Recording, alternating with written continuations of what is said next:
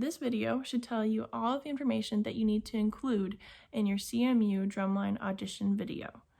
For all official information in regard to arranging for an audition or submitting and compiling all of your audition videos, please see the General Audition Information Packet, which can be found on the CMB website. We recommend usually picking at least 2 instruments to audition for, but we encourage you to let us know any or even all instruments that you may even be mildly interested in playing. This means that when you're recording your videos, choose a primary instrument, so the one that you're most interested in playing. For example, let's say that I really want to make the tenor line this year. That means that I would have to prepare all of the exercises listed under tenor drums in the Drumline audition packet. If I was also interested in auditioning for cymbals or bass drum, then I have a couple choices when it comes to my second and third choice instruments. I could either A, just verbally say I would also be interested in playing these.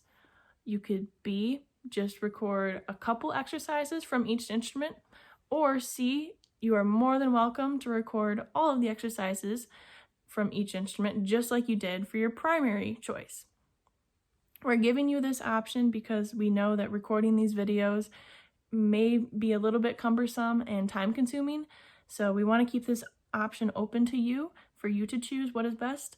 And this also helps us to see all of the instruments that you may be interested in playing, keeping your options open. When recording your audition video, although we do prefer to hear them on real instruments, we completely understand that many of you don't have access to real drums at this time. So playing these exercises on drum pads or even clapping for cymbal parts will be just fine. For each exercise, make sure that you are marking time and playing along with the metronome. If you do end up playing on a real drum or your drum pad is a little bit loud and you have trouble hearing the metronome, then you are more than welcome to play your met through headphones. If possible, it would really help us out if you labeled each of your video segments with the name of the exercise and the tempo that you will be playing it at. You can do this in whatever way is most comfortable for you, but it could simply just mean saying the exercise title and tempo before you start to play. Now, don't feel like you have to record all of these exercises back to back in one long continuous video. That is not the case. You are more than welcome to record each exercise separately in different videos, and then at a later time compile them all together into one video to send to us. Just as a note, if you are auditioning for cymbals or bass drum, feel free to choose whichever part you feel like best suits you, but just make sure you tell us what part that is in your audition video. I'm going to be running you through the requirements for what we want to see in your video audition. So most importantly, we're going to want to see both of your hands on camera if possible. If you're auditioning on bass drum and have a bass drum for your video, you'll only have to show us your dominant hand. For these videos, make sure that we can tell you're marking time. You can mark time however you're most accustomed to doing it, just as long as we can tell that you're internalizing time while you're playing. We'll touch base on CMU's mark time technique more during band camp and when we're all together. Feel free to use whatever technique you're most comfortable with. For snare drums, we do use traditional grip at CMU, so if you could play using traditional grip, that would be ideal. Don't focus too much on trying to emulate any sort of specific technique that we do. We just want to get a feel as to where you're at. We'll break down technique in the hands for each subsection after the line has been set. When you record your videos, don't worry about a sticks in or sticks out or up or down. Just start and end in playing position and try to mark time 4 counts before playing so we know where you're starting.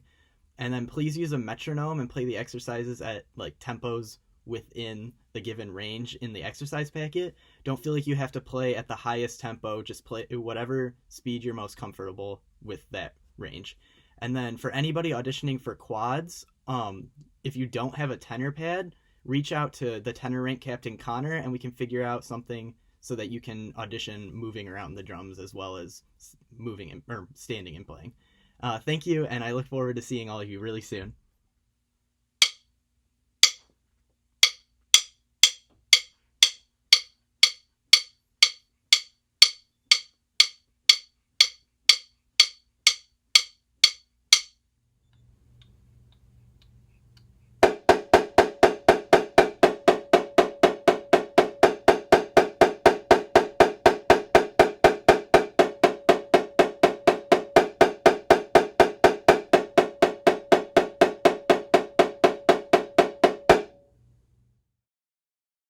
This entire portion of the video is just going to be pertaining to cymbals. So if you're interested in auditioning for cymbals or a little bit interested, keep on watching. And then if you're not, through this whole video, we're going to show you guys some of the basics of what you need to know for your audition. If this is your first time playing cymbals, don't worry. A lot of us, when we came in, had never played the cymbals before, but here we are. So we're just going to be going over some of the basic things you need to know for this audition, what those notes mean, so we can get moving forward. We understand that not everybody has a pair of cymbals with them. Obviously, they're not usually like your household item. So if you do have like paper plates or anything you can put on your hands, that would help a lot. And if you don't, you can always just use your bare hands to do the normal positions and clap as if you were playing the notes. So going over some basic stuff that you need to know for your audition. Confusion about the notes. On the audition packet above the cymbal music, there is a little key that tells you what everything is. So if you have any questions of that, you can either contact me or you can look on that sheet itself. One of the most basic ones you're going to see is your crash, and that's just going to be your normal note head. So for your crash position, you're in this sash position here. So you're going to go as if this was like a sash. You could like roll it up and down your body from your left shoulder down to your right hip. That's the position that you're in. So for a normal crash, you're just going to go for basics right now. So like I said before, just the normal note. Next thing you're going to learn is a sizzle. This one's pretty basic. All you're going to do is take your two cymbals and wherever the duration is. Now, the sizzle is going to be any note head with a Z on the stem of it. So just for however long that duration is. And then the final thing that I'm going to teach you guys in this position is going to be your fusion. Your fusion is going to be combining your sizzle back up. So you're going to go sizzle out and suck it back in. So that's going to be those two notes that are tied together. You sizzle out, suction it back in, okay? And the final thing for this position that you're going to need to know is a choke, okay? So your choke is anything with a staccato over it. And so your choke just looks like, so it's just going to be your coming together in that diagonal position and then choking it closed on your body, okay? Next thing you're going to learn is your hi-hat. Your right's going to be over your left, and you're going to just, as if it's a hi-hat. You want to make sure that this is staying as parallel as possible, and you want to base it at around your sternum. So you're going to just use the focal point towards your stomach too. Okay. And then the final thing that you're really going to need for your audition sheet is going to be something that we have in port. So port position up here, and they're labeled as tings. In your tings, you're just going to make a triangle formation in front of your nose, and those are going to be the notes you play with that.